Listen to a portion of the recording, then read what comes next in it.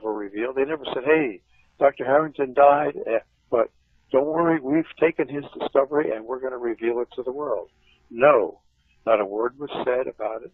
Those plates were obviously confiscated and secured somewhere so that no one would ever know what happened. And what the discovery was that Dr. Harrington was about to tell them that this object was indeed where he had calculated it to be, and it was indeed moving toward our solar system, which you would expect it to happen because the sun is so huge.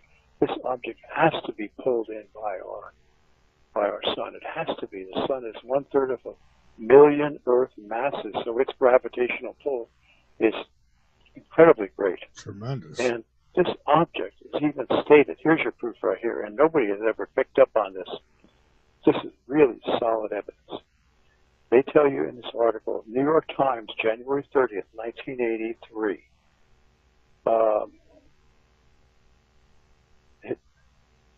I'm going to quote, recent calculations by the United States Naval Observatory have confirmed the orbital perturbations exhibited by Uranus and Neptune, which Dr. Thomas C. Van Flandern, an astronomer at the observatory, says could be explained by, quote, a single undiscovered planet. He and a colleague, Dr. Robert Harrington, now deceased, they calculate, etc., that the 10th planet should be 2 to 5 times more massive than Earth. We know that's grossly understated.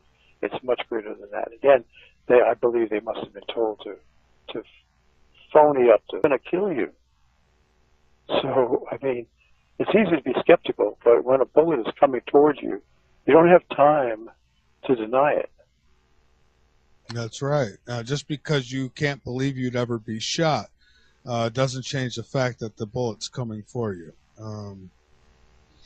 So absolutely. I mean, you know, when you talk about the newspaper articles, we've discussed the spot disappearing from Jupiter and from Neptune and Saturn's ring, one of the rings disappearing, and things like that. Then you get into Dr. Harrington, who announces that. That's why I say never announce I'm gonna get the facts and I'm gonna release them next week or any. When you get, wait until you have them and then put them out there, because these dirt balls will kill you quick. And and that's just another piece of evidence that, okay, what the hell are they hiding? And I think you've got it pretty much put together, buddy. Right. And you know what? Here's another piece of evidence that they murdered Dr. Harrington. We have the obituary on the internet. The U.S. Naval Observatory did an obituary for their chief astronomer, the death of their chief astronomer, Dr. Robert S. Harrington. And in that obituary, they made a big blunder. They tried to cover up any possibility that people would suspect that Dr. Harrington was murdered. And in their attempt to cover up that murder suspicion, they actually increased the suspicion that he was murdered. What they said was a blatant lie. They said in the obituary that Dr. Harrington had lost all interest in his search for Planet X. I've seen that. In his later years. And this was diametrically opposite to the truth. The truth was Dr. Harrington's whole life revolved around it, and he was at the apex of his discovery, ready to announce it to the world, to become the most famous astronomer in the world, making the greatest discovery of anything, any discovery in all of modern history. In fact, that discovery is greater than any other political occurrence that puny man could have ever made, any great historical events that man made on this earth. And it would have clearly showed that NASA was lying to us all along, because how could they say they didn't know about it when here's just a regular guy, who's got the goods? And how could they say that he lost all interest in Planet X during his later years, which is a blatant lie. How could they make such a stupid, if they had just been quiet and not even offered that ludicrous lie that Dr. Harrington had lost interest in Planet X during his last years? They might have, they would have had a better case for covering up the truth. But now they've really made it blatantly obvious that they've murdered Dr. Harrington just by that lie in his official obituary by the U.S. Naval Observatory. Well, you know why I think they did that? They did that because they knew that anybody who had any interest in Planet X was going to read that. And it's pretty much a slap to your face saying, this could be you. That's what I think. Well, that's a possibility, yeah. I mean, that's surely possible. But look at what they're doing, though. They're exposing their lie to the world. Well, thank goodness we're here to flag it and to tell everyone, hey, look, if you need to believe that this thing is true because you need to protect your life. Now, it's like it would be one thing if it was just an academic argument over how many angels could dance on the head of a pin. That wouldn't really affect people's lives very much. No. But this thing, the question of does this object exist, and if it does exist, it is by the laws of basic physics, it is being gravitationally pulled into our solar system, and by the laws of basic physics, its magnetic and gravitational forces will give Earth a new facelift and pull land masses up from the depths of the sea and sink land masses to the depths of the sea, which is what has happened in the past. Well, we're seeing that now. We're seeing islands popping up in places throughout the ocean, and while seeing other ones disappearing. That's right. You're right. And Edward Casey, the psychic, and you've got to believe when psychics make predictions, because it's just amazing the things that they are able to predict and the healing that they're able to effect on people. They're all proven to be not only psychics predicting cataclysmic events in the distant future, but they've also proven to be great healers. And these are gifts obviously from God. Even though God does not always choose Christians or Jewish prophets or Israelite prophets as his spokesman to warn mankind. He chooses American Indians. He chooses people from various cultures around the world, the most unlikely people he chooses as his prophets. Jim Singer was one of the prophets, a man who was nothing more than a factory manager in Canada, common man, was suddenly given these visions by God of great natural disasters. And he and his wife were just talking, and on the videotape that I have, they both described that there was no supernatural occurrence that they had ever had, or no supernatural experience. They were just discussing their plans, how they were going to spend their weekend, and suddenly Jim Singer went into a trance. He stiffened up, and his wife thought he was having a heart attack. That's what she said. And he just wouldn't talk. He was silent. He was in a trance. And Jim Singer describes what happened. He said that a man came up to me, to an angel, some kind of a man, and he showed me that there would be a plane crash. A plane crash, I didn't know where it was, where it would be, but it would just be in green fields.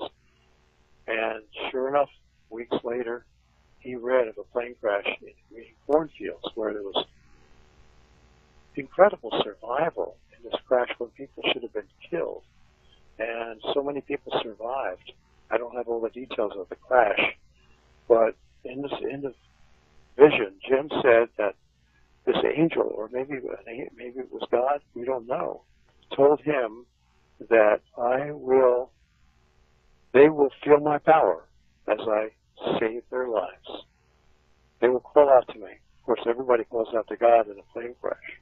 All atheists call out to God at the moment the plane is plunging to the earth. And God told, or this angel told, it must have been God, because he said, they will feel my power as I save them from this disaster. Well, as the old saying goes, there's no atheists in foxholes. Right. That's absolutely true. I have experienced that myself firsthand. But anyway, so there's a case of a prophet. And then he said in further visions, other visions that Jim Singer had, often the visions and after God has fulfilled his purpose of bringing the message to his chosen prophet. And then a person no longer is a prophet. He just picks up the message that is given to him. But in other visions later on, Jim Singer was told that there would be great disasters. He was shown images of people wandering about dazed in the midst of huge social upheaval, where everyone was suffering. People were wandering around begging for a glass of water, and they were dying of thirst. And it was a horrible situation, and planes coming in, trying to rescue people. Gordon Michael Scallion talks about the same thing. He may have lost his prophetic, may no longer be a prophet, but he described the same visions that he had, where Gordon Michael Scallion was just an ordinary guy. He was in technical field, and this was all described in an ABC documentary titled Ancient Prophecies. You might be able to see that on YouTube. I have it. I should put the episodes of Ancient Prophecies on YouTube. But Gordon Michael Scallion was just giving a lecture on colleagues, for his as a consultant in electronics and high technology. And all of a sudden, he lost his voice, and he went into basically in a trance. And he was taken to a hospital, and he began to see these visions. And what he saw was the earth, the oceans themselves, he said, buckled. The oceans themselves buckled, and land masses protruded upward from the sea. Mm-hmm. So it's horrific to imagine these visions that these men got. He said, I couldn't sleep. I had to go to sleep for 3 days. I was so fatigued from these visions. And you know, the prophet Daniel in the Bible, 600 BC, said the same thing. He had visions given to him from God. He described the visions, which describe actually, believe it or not, in Daniel chapter 7, the rise that God has given to Daniel, the rise of the Great British Empire, the rise of the American Empire, the rise of the Nazi Empire, and the rise of the Russian Bolshevik Empire was given to Daniel in around 600 BC. So, you know, God has chosen many prophets. One of the greatest was Edgar Casey, the sleeping prophet. Yeah. And these guys were all great healers, too. Every one of them had the ability to look into a person, even if that person was not present, and determine what their illness was, and it actually saved their lives. I mean, the tangible evidence of Edgar Casey's life-saving healing is all documented in a huge library at the Association for Research and Enlightenment in Virginia Beach, Virginia. Huge library documenting his trance. When he went into a trance, he would diagnose a particular patient who wrote to him, or a family member of that patient who was dying and had an incurable disease. And Casey never met the person. He was lived hundreds of miles away from that person. And yet, in this trance, they would tell him that, for example, Laura has a terrible sore on her leg. The doctors want to amputate it. How can we save her leg? So Edgar Casey went into a trance. This is many, many different trances that he had gone into that were all recorded by his wife and his secretary and documented at the library. But this one, Edgar Casey went into a trance and said, we are now on State Street. We're now passing the street, another street whacker, and we are entering a blue house. Something's burning in the kitchen on the stove. There's a pot boiling. We're going upstairs. Now we have the body. The body is lying on a bed. We are going through the heart, through the lungs, through the arteries. Now we have found the cause, the source. Yes, her leg is festering badly. She has been bitten by a tiny brown recluse spider while sleeping one night. The cure would be oil of smoke. Bancroft Pharmacy, top shelf, Chicago. Bancroft Pharmacy, top shelf. Well, they called. He woke up. He had no idea what he had said in the trance. He never knew what he said. They called Bancroft Pharmacy, and Bancroft Pharmacy said, "No, we don't have it. That oil of smoke, that company went out of business. I'm looking at the shelf. I don't see any oil of smoke here at all." They went out of business about 1910, 1915. So they did another reading with Edgar Casey, and he said, "No, oil of smoke in the trance. The oil of smoke is on the shelf behind the blue bottle." So they called back Bancroft Pharmacy, and the pharmacist looked behind the blue bottle and said, "Oh yeah, I didn't even see it back there. Okay, I'll send it to you right away." There is a miracle from God. That's fascinating. This was documented. This is not hearsay, but it was documented on ABC, the famous ABC television documentary titled Ancient Prophecies, which I have on videotape, and I transferred to DVD, and I have to put the episodes of it onto YouTube. Fascinating. Yeah, I've seen those. I've seen some of those, and I do remember that story. And you know, you see documentation like that, and you know, how can you deny that people are really connecting somewhere and getting these answers? I mean, it's obvious. It's God. Actually, it has to be God, because you know Satan does not like to heal. Satan kills. So God gives messages to His chosen servants, and you just can't bargain with God to become a prophet. No. If he either chooses you or He doesn't choose you. He chooses some people to be comforters, some people to be an encourager. I think God has chosen me to be an encourager, to help people and inspire them, but not a prophet. No.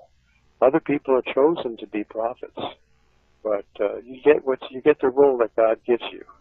And some Indians, American Indians, have exhibited the prophecy. As I said, Gordon Michael Scallion, an American who's still alive today. Edgar Casey, who died around 1941, saved many, many lives. In his, he served his purpose, and but you know, but you know what, Michael? Here's the important thing: these healers predicted the end of the world. They predicted pole shifts. Edgar Casey, in his trance, I'm going to paraphrase or repeat some of the things that have been documented when he was in these trances curing people. He would come up with these uncalled for prophecies about global catastrophes. And of course, this was part of God's plan, not only to heal people, but to warn the world about what is about to happen unless people begin to make themselves seek out God in their minds spiritually and find the God who created them, who brought this miraculous body into being, our own human body, and the miraculous world on which we thrive. Well, my body was seek out that God and not just take this life for as something that we happen to be here, enjoy it, and then die. Yeah, you're right. Absolutely right. We've got to take another break to go with John. And so, John, we're back. And where would you like to go now? I know we were talking about preparedness in the beginning, but I don't think we completed that. I don't know. Yeah, we could touch on that in a few minutes. Sure. I wanted to finish up on the scientific evidence that I had drifted myself away from the crux of the point that I was getting to, reading this article from the New York Times, January 30th, 1983, heralding the launch of the infrared astronomical satellite, which they had dedicated solely to sighting Planet X. Well, Doctor, in this paragraph it says, Dr. Van Flandern says that this pulling on the outer planets could be explained by a single undiscovered planet. He and Dr. Harrington, and I'll just quote what we had already passed over what we said about the size of planet X. Harrington and Van Flandern were the two astronomers searching for planet X, and they said that they believe that it's about 5 billion miles, quoting from the article in the New York Times, about 5 billion miles beyond the orbit of Pluto. Hardly next door, but still within the gravitational influence of the sun. Now that is such a telling, powerful piece of evidence, that one little quote. What Dr. Harrington and Dr. Flandern are stating here in the New York Times, is that this object, though it's 5 billion miles away, it is still within the gravitational influence of the sun. That's what they state right here. Being under the gravitational influence of the sun, there is nowhere for this, these are my own words now, there's nowhere for this planet X to travel but toward the sun. Just as, for example, if you were to put a ball bearing on a table, on a kitchen table, and lay a huge magnet on that, in the center of that table, if that ball bearing were placed close enough even within the outer fringes of the gravitational force field of that powerful magnet, that ball bearing would slowly begin to roll toward the magnet. And as you know, as you can visualize, that ball bearing would begin to accelerate quite readily, quite rapidly, until it would seem to fly right into the magnet. And that's where somebody once told me a story about an MRI, magnetic resonance imaging thing in the hospital system where people get MRIs, and they had put a huge, massive stand-up oxygen tank too close to the MRI. So when the electromagnetic field was generated, it sucked that tank right in to the MRI, into the machine. So that just shows what happens when an object gets even within the outer fringes of a magnetic field. It slowly moves, but then accelerates quite rapidly. Well, that's what would happen to planet X. Even though it's not a magnetic field, it's a gravitational force field that the sun is generating. And it works the same way as a magnetic field. It's pulling this object in close. So it is inevitable. It is inexorable. There's no way to stop it. It's coming in. It's not going to hit the sun. It's coming in the past every 36.5 centuries because it's a celestial pendulum. Like clockwork, it comes in every 36.5 centuries, and it doesn't hit Earth, doesn't hit the sun, but it loops around the sun and slingshots in the manner that I described before. So it sends it back out where it then, like the tennis ball that's whacked from the player in the near court to the player on the far court. 36.5 centuries ago. So anyway, we've got evidence that this thing is bound to come in. There's no way to stop it, and this is absolute proof that it is coming in. But going back to time interval and showing you the regular precision chronological indexing of the visitation of this object every 36.5 centuries, like clockwork, the celestial pendulum comes in. Well, you go back and you can see scientists, and I forget the guy's name, but any scientist, not just this scientist or this ecologist, they've discovered that tree rings on trees around 1630 BC became very much narrowed for several years, for a number of years. Why would that occur? Well, because when this object comes in, it causes tremendous heating of the Earth's molten and solid core and the Earth's mantle, and you have tremendous gaseous and flux fluid of metal and rock emanating from the Earth in the form of volcanoes. Magma is forced out with great heat, and hundreds of volcanoes around the world begin to erupt simultaneously. This causes a nuclear winter effect with ash thickly blanketing the entire atmosphere of planet Earth, so that we have found, and if you go to Wikipedia, you can find out that trees in England, in the British Isles, trees in Americas were all exhibited, well, maybe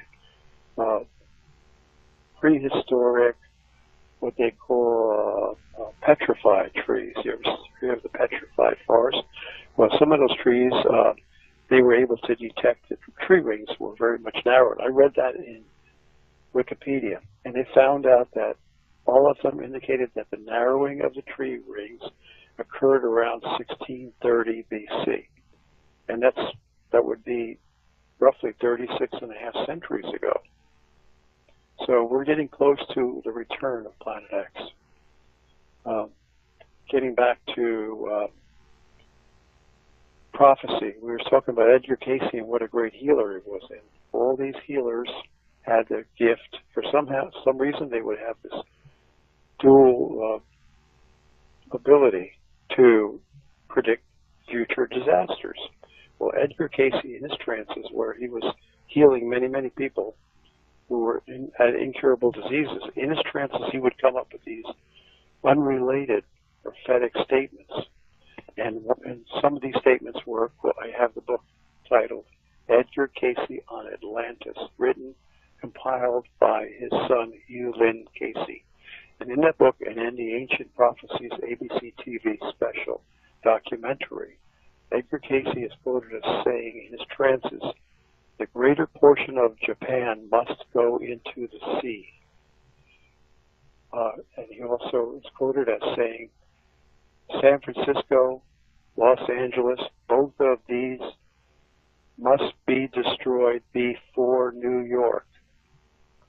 And he also said that what is the coastline of many a land will become the bed of the ocean.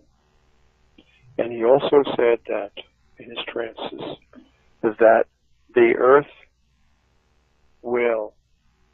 there will be a shifting of the poles, such as what was the more tropical, what was the more frigid will become the more tropical. And let me ask you, a geographical pole shift.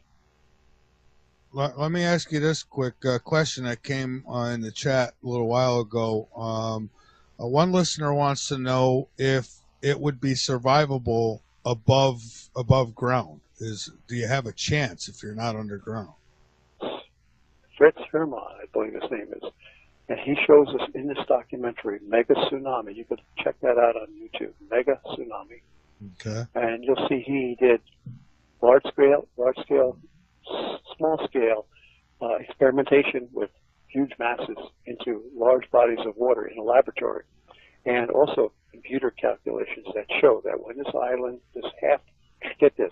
half trillion tons of western flank of the Cumbre Vieja volcanic mountain slides into the ocean, it will cause such a tidal wave, such that the initial wave, when it plops into the ocean, will be about the height of 2 Empire State Buildings. Then it will sort of level off and smooth down as it travels through the depths of the ocean at a speed of 450 miles an hour. It'll take 8 hours to get from the west coast of Africa to New York, Boston, Miami, Charlotte, etc. And in 8 hours, that tsunami wave, and when it gets to the shallow shores of the Atlantic coast, will rear up, as they all do, as oceanographers will tell you.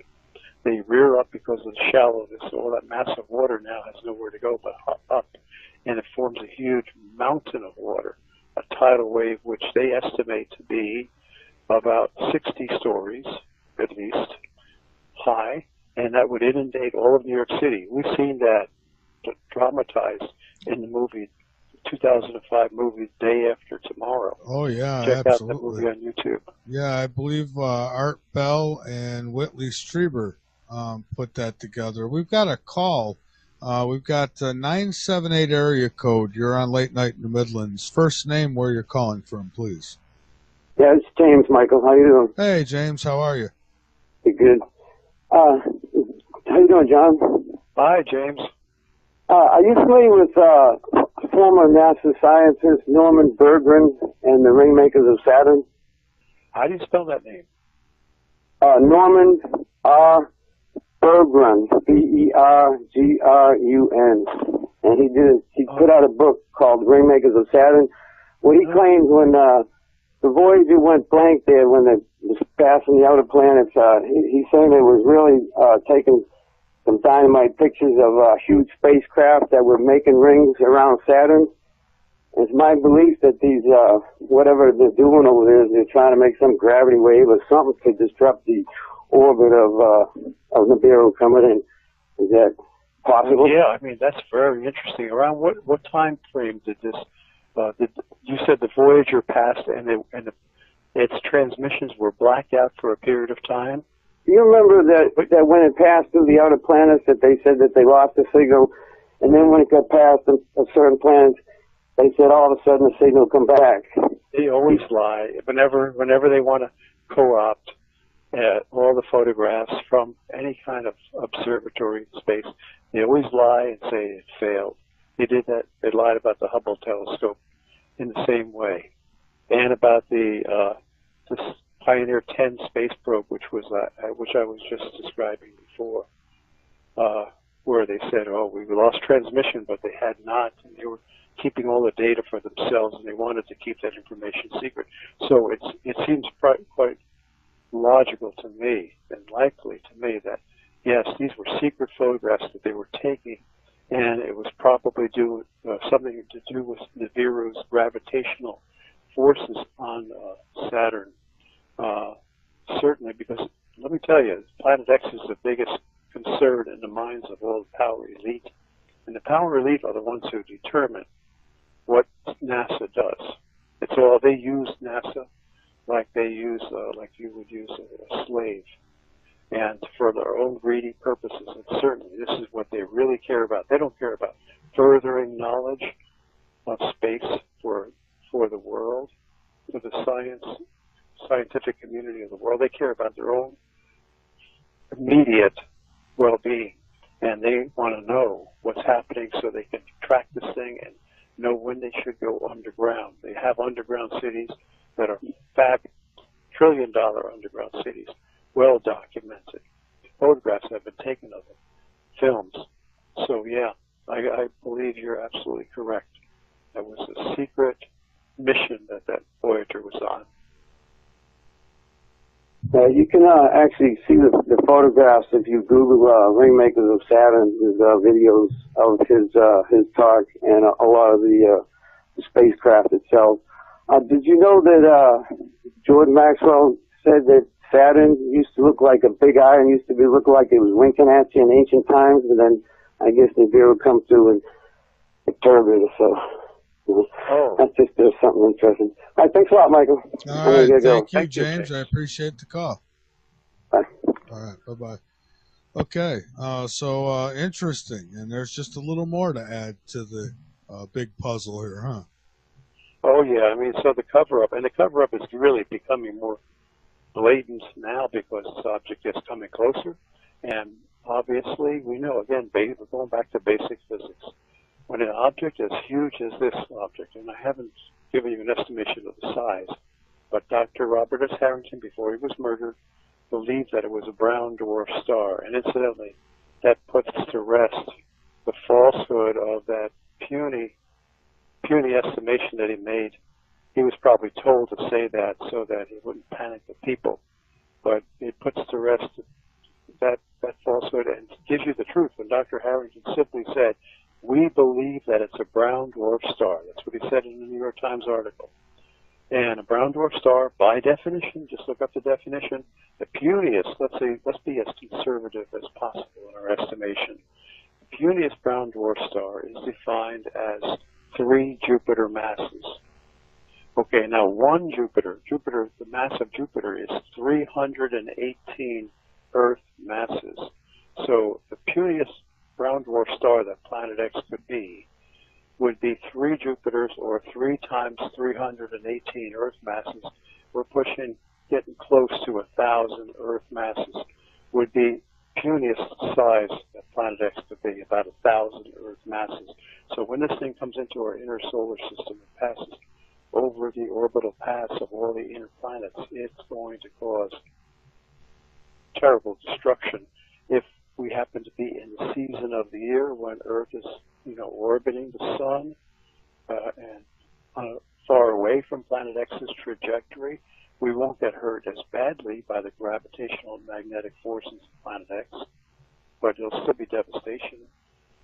In the last one, during the Israelites' exodus from Egypt, again, when the tree rings were narrowed around 1630 BC, we talked about that with Moses freeing the Israelites from Egypt. God used Planet X to scare the hell out of Pharaoh and the Egyptians and devastate that country so badly that they were forced to release the Israelites from slavery in Egypt, from 400 years of slavery in Egypt. So at that time, the passage of Planet X was probably not as severe as it could have been, because Earth may have been in that season of the year where its orbital path took it around the sun a certain distance away from Planet X, but still there was great devastation.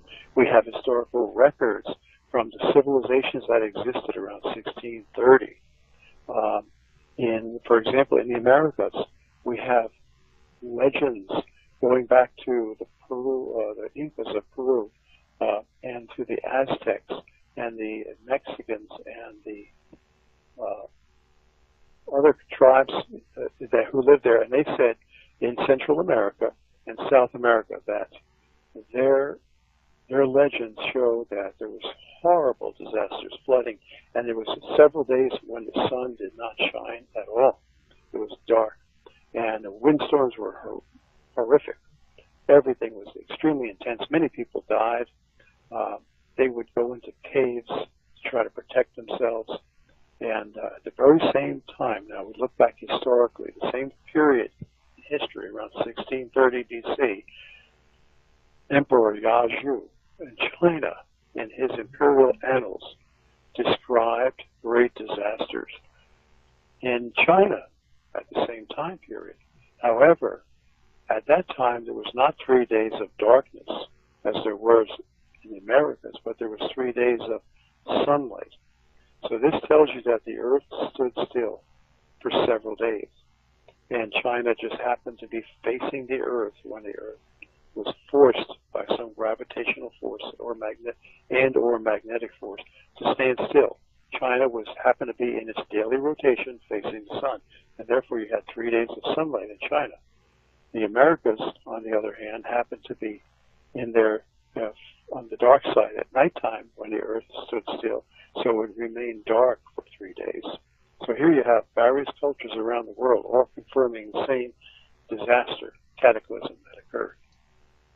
And Dr. Emanuel Velikovsky, the great visionary of the 1940s and 50s, who was ridiculed for his belief in these cataclysms between planets, he was the one who lined up all the calendars and did corrections in the various calendars of different cultures and proved that the records from all the cultures describing this great catastrophe, these records were all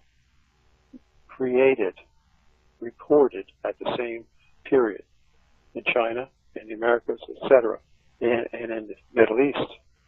So this shows that there was all the civilizations attest to this catastrophe having occurred. This was when the Egyptians, the Israelites, were freed from bondage, and the Red Sea actually parted. This is not a myth. There's a physical explanation for that. In basic physics, you can explain it. And I can tell you, if you take a basketball, for example, that basketball represents planet Earth. Now, you hold the basketball between your the tips of your two index fingers, your left-hand index finger, your right-hand index finger. And like you've seen people do that before on the sides, both sides of the basketball. Well, where that index, and then you could spin. Someone could spin that basketball. Now, where your index finger is, that point doesn't really rotate around the entire ball, does it? It just sort of pivots, right, Yeah. on the tips of your fingers. However, the center of the basketball would actually rotate vertically as you spin it. Can you visualize that? Sure. Well, the center would be around the Americas, and that's where the pole shift occurred, or some amount of pole shift. Could have been, maybe several degrees, and that's where the pole shift occurred in China, such that what the result was, what the North Pole had up until the Exodus and the Great Disaster of 1650 BC, the North Pole was actually around the state of Wisconsin and Ontario, Canada. That's where the North Pole was. Well, it feels like we've slid into the north here. Pardon me? I'm in the south, and it feels like we slipped into the north here. Well, yeah, I mean, because of the air masses that are the extraordinarily unusual air masses that are swooping down, and that's all caused by Planet X. I could get into my theory of why we're getting these big Arctic plunges. Well, we have about 2 more minutes left here. Well, about 3 more minutes left, and I want to give you an opportunity to finish up with whatever you want. But I'd also like to, at some point, I think I mentioned this last time, maybe we can get together and do a video, and I could put that out on my website. We would do a little something extra and put something together. Yeah, that sounds like a good possibility. Okay, great. So yeah, you got a few minutes. I just want to thank you quickly before you go into whatever it is you're going to go into, and just say thank you very much for taking time out to be with us. You've become a regular, and I appreciate everything you do, because you don't just throw things out there. You do your research and you bring facts to the table, and I love that. Well, I appreciate you inviting me and giving me the chance to give information to your listeners so that they can protect themselves, both physically and spiritually, prepare themselves spiritually. Even if I were to live an abundant life with no cares and problems, when I die, what's going to happen to me? And I'm concerned about the eternal life. I know that there is another life after this one. And if people are fearful enough, God often drives people to call out to Him out of fear. Sometimes that's the only way He can save people and bring them into an eternal life, is through fear. And I believe this is what is happening. So I'm glad that you've given me that opportunity to help prepare people both for this life physically and for the next life spiritually. Well, thank you. And now, you have a Facebook page. Do you actually work that yourself? I mean, do you pay attention to it, or? I do visit it every couple of days. Okay. And I know they post a lot of really good information there. Yeah, I was on it today, and so that's why I was asking. I mean, is that a good way for people to get in contact with you, or do you have another way that you'd like people to do that? You can email me at, I get a lot of emails, so I have to really check carefully and make sure I don't miss any new responders. But my email address would be JADINARDO. The last name is DiNardo, DINARDO. My first 2 initials are JA, so it's JADINARDO at optonline.net. That's OPTONLINE. You've probably seen that around, optonline.net.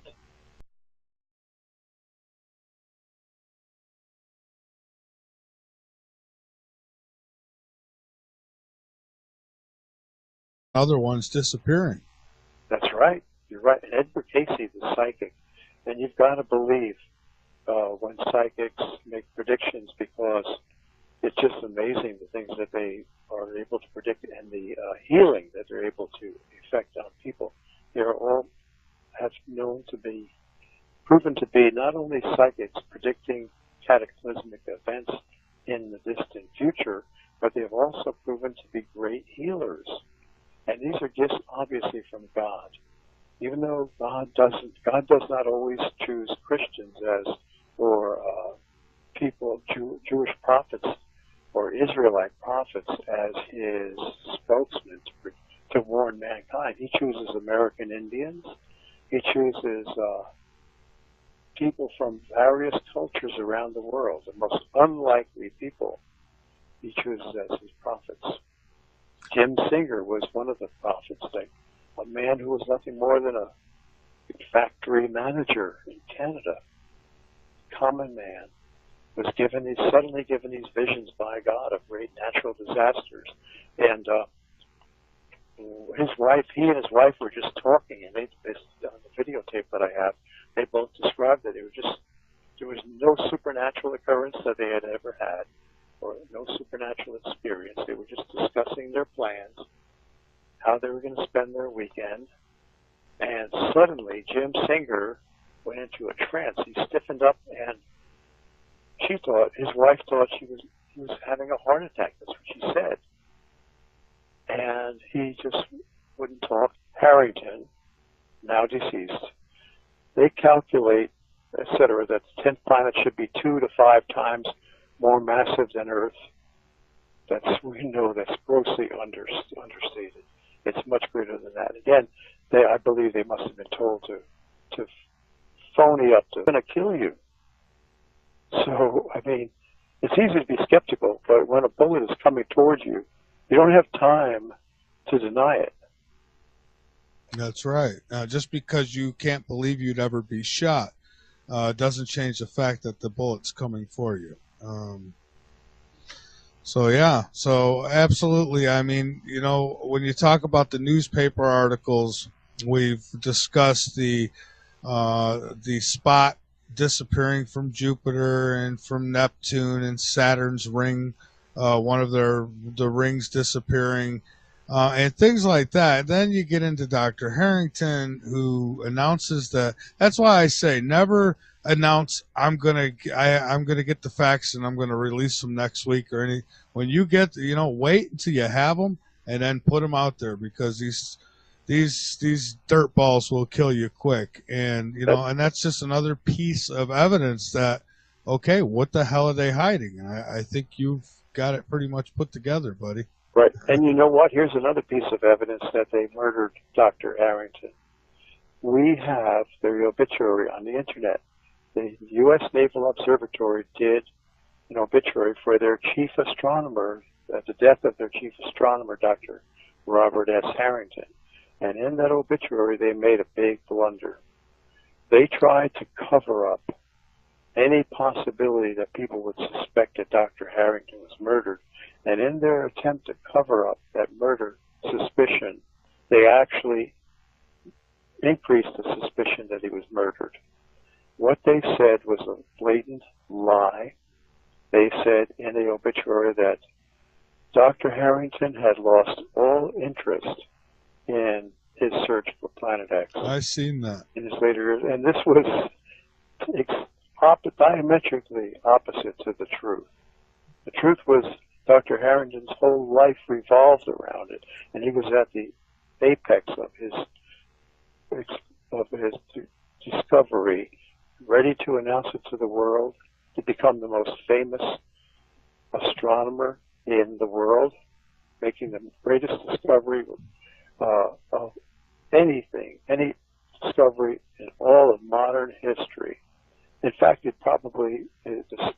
discovery is greater than any other political occurrence that puny man could have ever made, any great historical events that man made on this earth. And it would have clearly showed that NASA was lying to us all along, because how could they say they didn't know about it when here's just a regular guy, who's got the goods? And how could they say that he lost all interest in Planet X during his later years, which is a blatant lie? How could they make such a stupid, if they had just been quiet and not even offered that ludicrous lie that Dr. Harrington had lost interest in Planet X during his last years? They might have, they would have had a better case for covering up the truth. But now they've really made it blatantly obvious that they've murdered Dr. Harrington just by that lie in his official obituary by the U.S. Naval Observatory. Well, you know why I think they did that? They did that because they knew that anybody who had any interest in Planet X was going to read that. And it's pretty much a slap to your face saying, this could be you. That's what I think. Well, that's a possibility, yeah. I mean, that's surely possible. But look at what they're doing, though. They're exposing their lie to the world. Well, thank goodness we're here to flag it and to tell everyone, hey, look, if you need to believe that this thing is true because you need to protect your life. Now, it's like it would be one thing if it was just an academic argument over how many angels could dance on the head of a pin. That wouldn't really affect people's lives very much.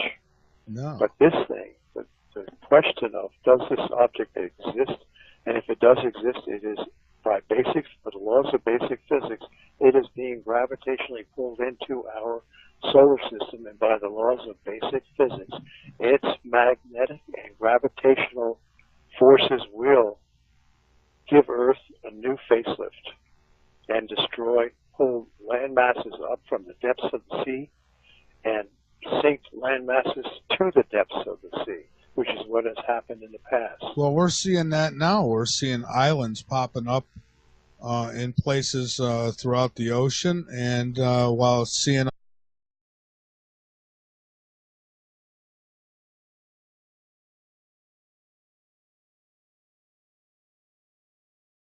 revealed, they never said, hey, Dr. Harrington died, but don't worry, we've taken his discovery and we're going to reveal it to the world. No, not a word was said about it. Those plates were obviously confiscated and secured somewhere so that no one would ever know what happened. And what the discovery was that Dr. Harrington was about to tell them that this object was indeed where he had calculated it to be, and it was indeed moving toward our solar system, which you would expect it to happen because the sun is so huge. This object has to be pulled in by our sun. It has to be. The sun is 1/3 of a million Earth masses, so its gravitational pull is incredibly great. tremendous. And this object is even stated. Here's your proof right here, and nobody has ever picked up on this. This is really solid evidence. They tell you in this article, New York Times, January 30th, 1983.